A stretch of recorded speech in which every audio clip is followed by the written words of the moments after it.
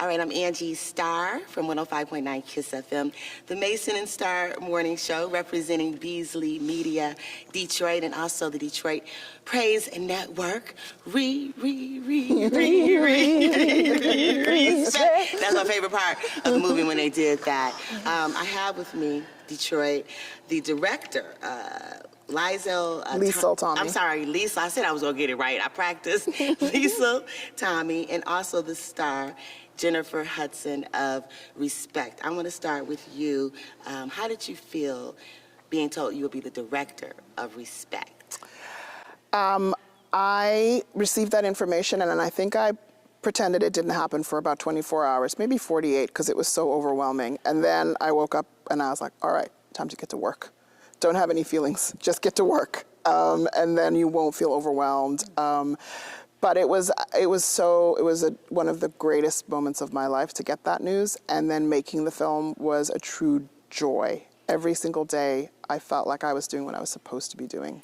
Okay, I did a little research, and something that touched my heart about you. You said, I'm telling the story of a woman with the greatest voice on the planet that might not know her voice. Can you speak to that? Yes, when I pitched my version of the film to the studio, that's the tagline that I came up with.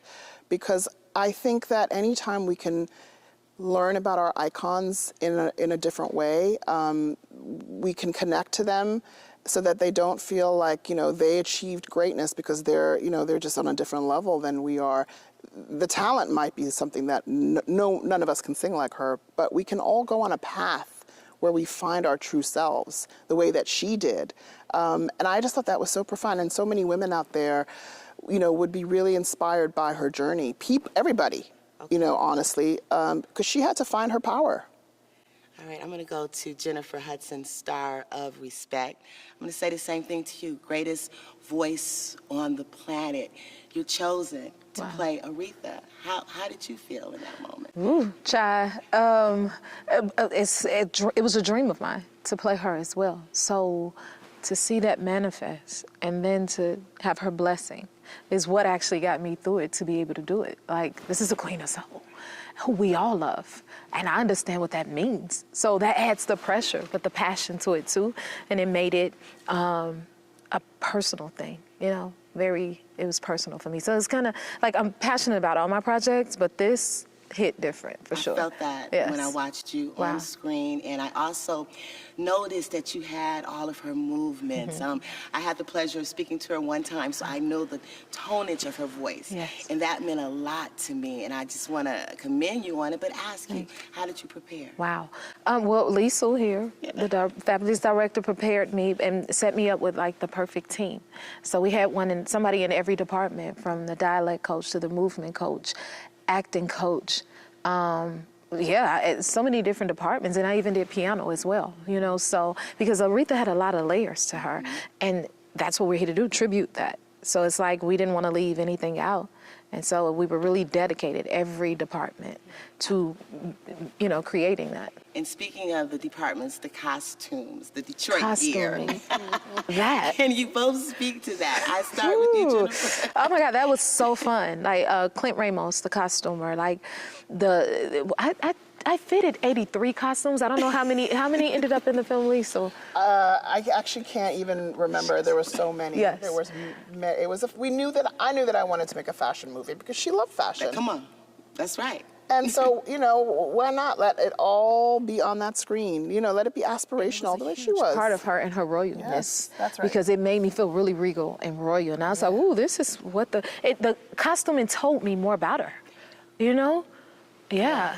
The costuming and also the production design. I had an amazing production designer, a Black woman named Ina Mayhew, who, the Franklin home was impeccable. All that fabulous mid-century design. Because again, we rarely get to see movies with Black people who are affluent in period, costumes and in period environments. And I think, I wanted to show them in all their glory. Yes. And I want to say that's what made me smile the most. I'm from Detroit, born, raised here. So when we see our city, our stars on the big screen, that means a lot for the story to be told right. And the music, and I'm going to go in a second, but the music, you come from a theatrical background, the staging, all of that. how important was the live music, the singing parts of the movie for you? It was essential, and that's why I also cast, all those other, fabulous singer actors in the other roles, because I knew that Jennifer would and could sing live on set every single day. So everybody around her had to be able to sing too, because that was going to be the sound of the film. And this is not a movie that was made in the studio. It was made live on set, and you can feel that. Her performances are so alive, and that feeling comes from singing live. All right, I told my audience this morning I'm going to meet with you. They're like, Angie, ask this, ask that. But I'm going to ask you guys, what do you want Detroit to feel about this movie? I'll start with you, Jennifer. Well, I hope they feel Aretha. I mean, because this is her home, and all of Detroit was her family. And I hope, I was just thinking as you guys were speaking, like, she loved her people. And I hope they feel that representation in the film.